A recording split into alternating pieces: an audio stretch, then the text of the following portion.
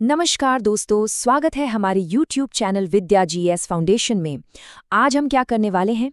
आज हम CTET सितंबर 2026 के इस विशाल देशव्यापी ऑफिशियल नोटिफिकेशन का पूरा पोस्टमार्टम करने वाले हैं। मतलब एक एक डिटेल को बिल्कुल बारीकी से समझेंगे। अगर आप भी टीचर बनने की तैयारी कर रहे हैं ना, तो ये सेशन आपके लिए गेम चेंजर साबित होने वाला है। तो बिना किसी देरी के चलिए सीधे काम की बात पर आते हैं। तो आज की इस चर्चा का हमारा रोड मैप क्या है?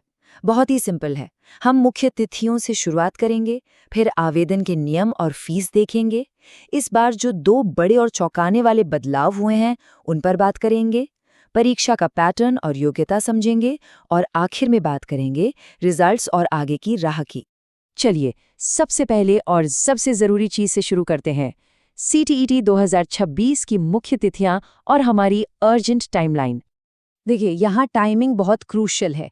ऑनलाइन पोर्टल 11 मई से खुल चुका है, राइट? और ये विंडो 10 जून को ठीक रात 11:59 पर पूरी तरह से लॉक हो जाएगी। इसके बाद कोई चांस नहीं। हाँ, अगर फॉर्म में कोई गलती हो जाती है तो 15 से 18 जून के बीच करेक्शन के लिए एक छोटी सी विंडो जरूर मिलेगी।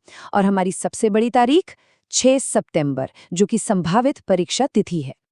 लेकिन रुकिए, यहाँ एक बहुत ही इंटरेस्टिंग एडमिनिस्ट्रेटिव अलर्ट है।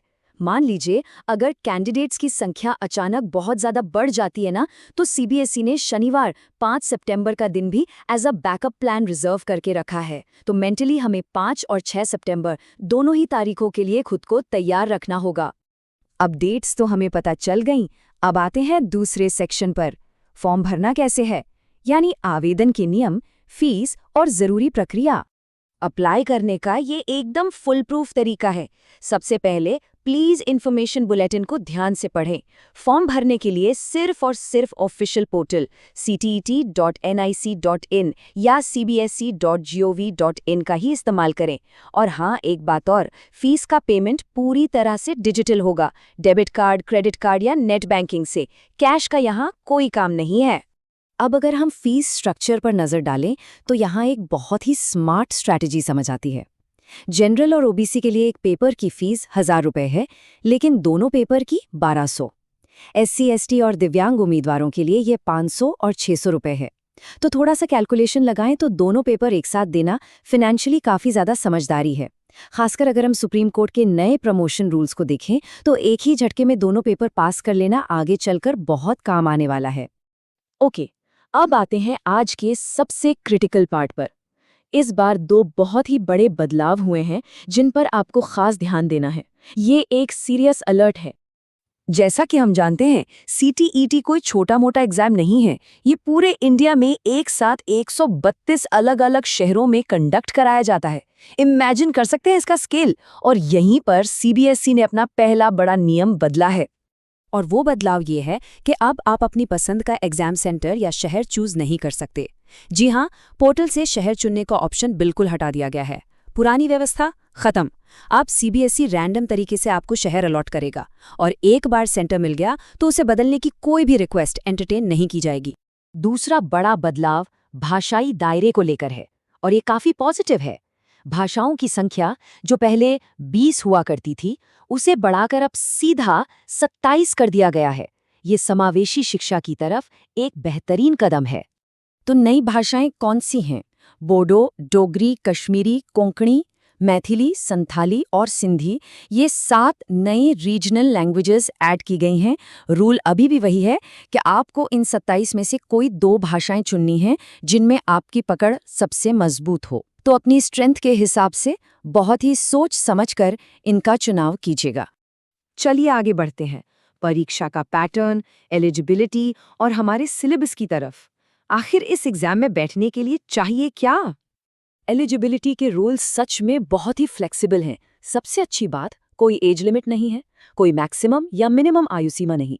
और सबसे बड़ा गेम चेंजर तो ये है कि अगर आपने DLED, BEd या किसी भी रेलेवेंट टीचिंग कोर्स में एडमिशन ले लिया है तो बस पहले ही दिन से आप CTET देने के लिए पूरी तरह एलिजिबल है।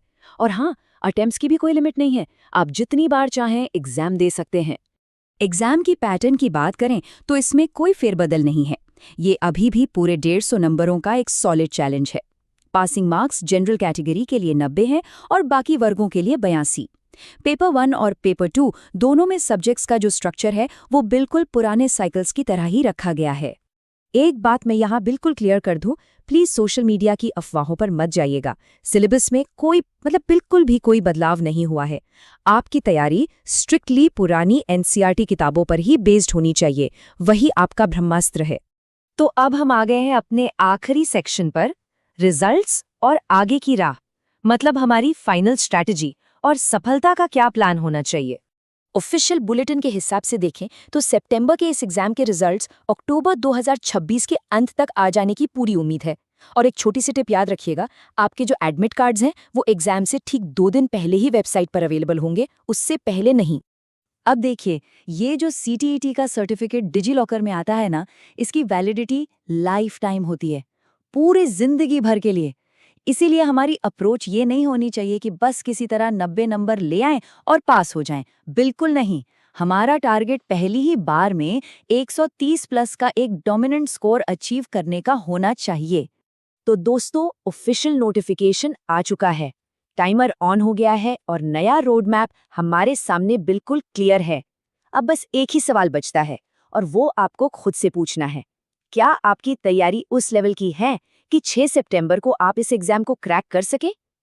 अगर नहीं, तो आज और अभी से जुट जाइए। इस पूरे एनालिसिस में हमारे साथ बने रहने के लिए बहुत बहुत धन्यवाद।